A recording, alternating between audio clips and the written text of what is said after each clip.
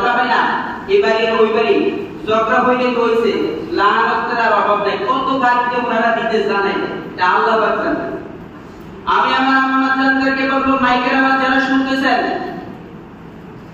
আপনারা লাআনত দিবেন না। লাআনত একটা খারাপ জিনিস।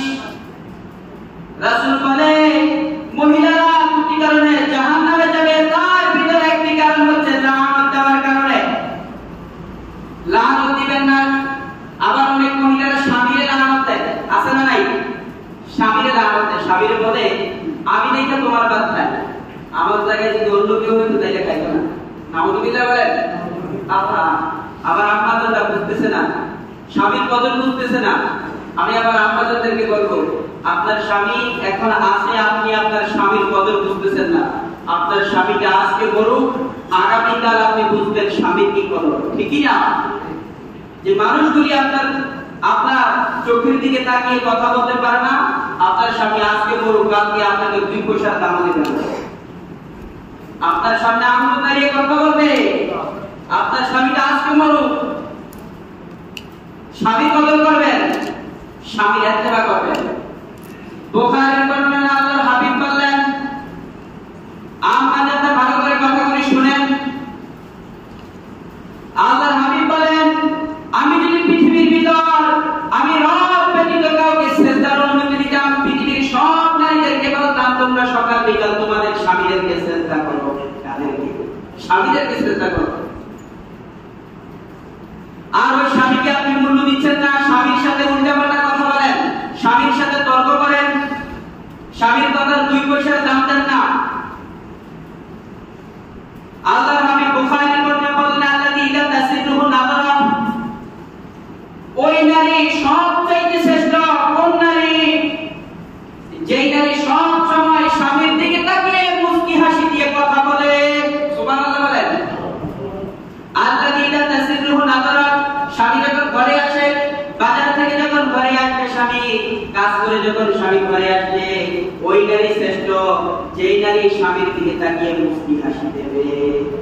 এখনকার সমাজে নারীরা দেখা যায়, আমার কাকারা, আমার বাবারা, আপনারা যখন দেখবেন রাত্রি 12টা-1টায় ঘরে আসেন, আমাদের আম্মাজানরা কি বলে, বাইরে ঘরে জায়গা নাই, যে বুঝতে এসে হেবুই যান, যেদিক থেকে এসে ওদিকে চলে যান, ঘরে একটা জায়গা নাই, একটা মাত্র গিয়ে দুয়ার খুলবো। আমি আমার আম্মাজানদেরকে বলবো, খবরদার, সুস্থ কথা বলবেন না। আপনার স্বামী হাজার খারাপ হতে পারে, আপনার স্বামী হাজার নিকৃষ্ট হতে পারে, আপনি আপনার স্বামীর সাথে বিয়াদবি করতে পারেন না। কারণ আপনার স্বামী ফেরাউনের চাইতে খারাপ নাকি? ফেরাউনের চাইতে খারাপ না। বিবি আসিয়ার কথা চিন্তা করেন। আল্লাহ রাব্বুল আলামিন বিবি আসিয়ার কথা কোরআনের ভিতরে বললেন, ওয়াতারাকাল্লাহু মাতালাল লিল্লাযীনা আমানু রাআতা ফিরআউন। আল্লাহ পৃথিবীর নারীদেরকে বলতেছে, ও পৃথিবীর নারী, আমি তোমাদের জন্য ফেরাউনের স্ত্রী আসিয়াকে তোমাদের জন্য মডেল করে দিলাম। তোমরা সব সময় আসিয়ার কথা মনে করবা, প্রত্যেকটা সময় আসিয়ার কথা চিন্তা করবা। আসিয়ার স্বামী হচ্ছে ফেরাউন, পৃথিবীর সবচেয়ে নিকৃষ্ট সন্ত্রাস, ঠিক না? ফেরাউনের চাইতে খারাপ মানুষ আছে না?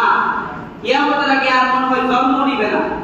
আর যদিও জন্ম নেয়, সেটা ফেরাউনের মতন হবে না, ফেরাউনের ডুপ্লিকেট হবে, ঠিক না?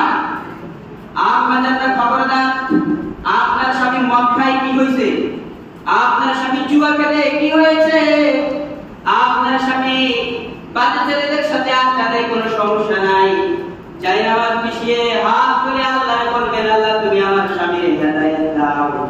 আর সব সময় যদি স্বামীর হেদায়েতের জন্য যাই নামাজের ভিতরে বসে থাকেন, আপনার স্বামীটাকে ভালো করে দিকে একজন চিৎকার করে বলুন তিনি কে?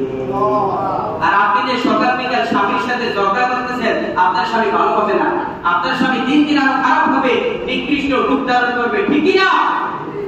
আর সেজন্য বুখারীর বর্ণনা আল্লাহর হাবিব বললেন, তোমার স্বামী যখন ঘরে আসবে, রাত্রি 2টা বাজে আসুক দেখার দরকার নাই, রাত্রি 12টা বাজে আসুক দেখার দরকার নাই, কখন আসুক দেখার দরকার নাই, চুরি করে আসুক দেখার দরকার নাই। যখনই আসবে আল্লাযী ইযা তাসিরুহু নাযারা মুসকি হাসি দিবা। সুবহানাল্লাহ বলেন।